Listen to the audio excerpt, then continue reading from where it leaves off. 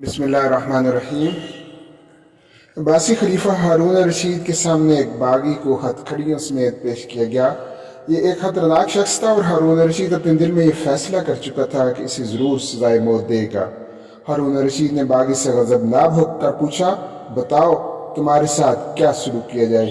باغی نے کہا، وہی سلوک جو خدا آپ کے ساتھ کرے گا جب آپ اس کے سامنے پیش ہوں گے۔ ہارون رشید کا غصہ ایک دم کافور ہو گیا اور اس نے باغی کو آزاد کرنے کا حکم صادر کر دیا۔ اہل دربار میں سے چند نے کہا، امیر المومنین، یہ شخص انتہائی خطرناک ہے اور اس کی گرفتاری میں سپاہیوں نے بڑی زحمت اٹھائی ہے، آپ نے ایک ذرا سے جملے میں اسے آزاد کر دیا۔ ہارون رشید نے ذرا سوچا اور حکم دیا کہ باغی کو دوبارہ ہتھکڑیاں پہنا دی جائیں۔ باغی نے کہا، امیر المومنین، میرے متعلق دوسروں کی رائے پر کان نہ دھریے۔ اگر خدا آپ کے متعلق دوسروں کی رائے سنتا تو آپ ایک لمحے کے لیے بھی خلیفہ نہیں رہ سکتے تھے۔ خلیفہ نے اسے دوبارہ آزاد کر دیا۔